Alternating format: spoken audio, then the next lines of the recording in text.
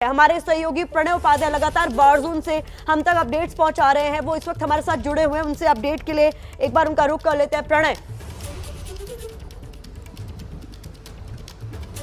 प्रतिमा, निश्चित रूप से ये बेहद दुखद खबर है और चिंताजनक खबर इस लिहाज से भी है क्योंकि खार्किव में अब भी बहुत से इंडियन स्टूडेंट्स जो हैं वो फंसे हुए हैं और इंडियन स्टूडेंट्स इस जगह पे भारी संख्या में मौजूद है जहां इस समय मैं खड़ा हूं।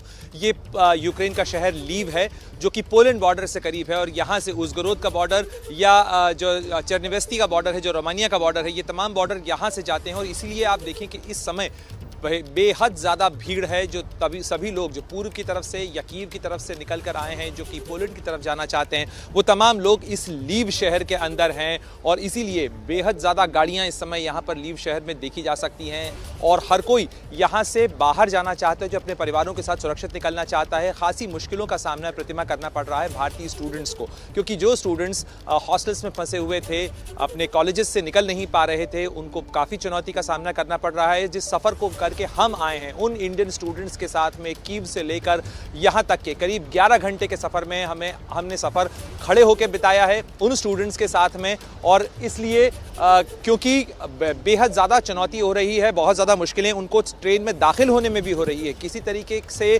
जो सपोर्ट है, जैसा मिलना चाहिए उस तरीके का सपोर्ट नहीं है। काफ़ी केओटिक स्थिति कही जा सकती है, लेकिन फिर भी कोशिशें जारी हैं कि इन स्टूडेंट्स को स्ट्रीमलाइन करके इन स्टूडेंट्स को जल्द से जल्द बाहर पहुंचाया जा सके। यानी ये जो भारतीय छात्र यहाँ फंसे हुए हैं, यूक्रेन में फंसे हुए हैं प्रतिमा, उन लोगों को सुरक्षित अलग अलग बॉर्डर पॉइंट से कई और बॉर्डर पॉइंट्स भी आइडेंटिफाई करके खोले गए हैं। सरकार ने अपने मंत्रियों को भी भेजा है और ये प्रोसेस एक्सपर्डाइट करने के लिए टीम्स भी तैनात की गई हैं। बॉर्डर के इस पार भी टीम तैनात की गई हैं और जल्द ही भारतीय दूतावास का एक कैंप ऑफिस भी इसी लीव शहर में स्थापित किया जा रहा है, क्योंकि कीव के हालात लगातार खराब हो रहे हैं। खार्किव में स्थिति बेहद खराब हो चुकी है और ऐसे में जो स्मूथ ऑपरेशन है, इवैक्यूएशन ऑपरेशन, जिसे ऑपरेशन गंगा नाम दिया गया है, वो सुचारू रूप से चलता रहे। इसके लिए जरूरी होगा कि एक जो बड़ी कूटनीतिक टीम है या जो डिप्लोमेटिक मिशन है, उसकी टीम को यहाँ तैनात किया जाए ताकि जो स्टूडेंट्स यहाँ पहुँच रहे हैं प्रतिमा, उनको जल्द से जल्द निकाला जा सके। ये हालात ठीक नहीं है और निश्चित रूप से ये भारत के लिए भी चिंता का सबब है। जिस तरीके से नवीन जो भारतीय छात्र हैं उनकी जान गई खार्किव में हुए हमले के दौरान। नवीन की मौत ही सबसे बड़ा सबूत है प्रणय कि वहां हालात बिल्कुल भी ठीक नहीं है। तस्वीरें हम अपने दर्शकों तक लगातार पहुंचा रहे हैं। प्रणय, कहीं ना कहीं पैनिक की स्थिति भी बन जाती है उन छात्रों में जो अब तक ये सोच रहे थे कि रेस्क्यू हो जाएगा तो उसमें किसी तरीके की समस्या नहीं आएगी, हम किसी सेफ स्पेस में पहुंच जाएंगे तो समस्या नहीं आएगी। खार्किव से भी तो रेस्क्यू के दौरान ही इतनी बड़ी और दुखद खबर आई। बिल्कुल प्रतिमा, बहुत चिंताजनक बात इसलिए भी है क्योंकि सड़क के साधन नहीं है। ट्रेनों की आवाजाही पूरी तरह से सुचारू रूप से नहीं हो पा रही है, उसमें भी चैलेंजेस आ रहे हैं। ट्रेनों में बच्चे अगर दाखिल होना चाहते हैं, ट्रेनों में बैठना चाहते हैं, तो उसके लिए भी काफ़ी मशक्क़त का सामना करना पड़ रहा है।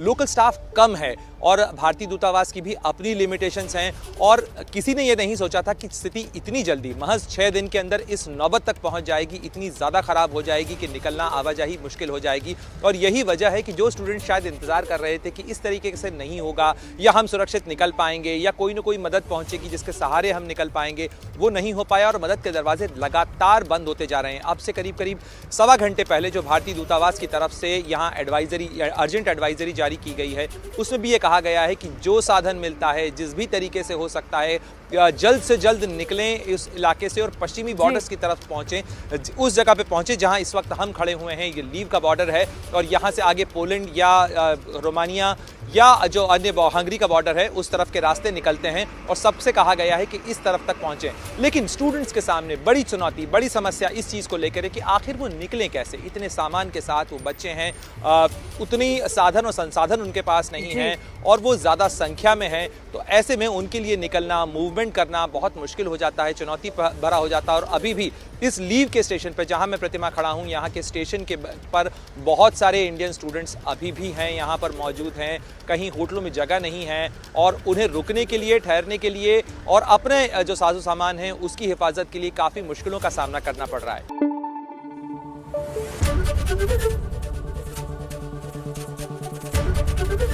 एबीपी न्यूज़ आपको रखे आगे।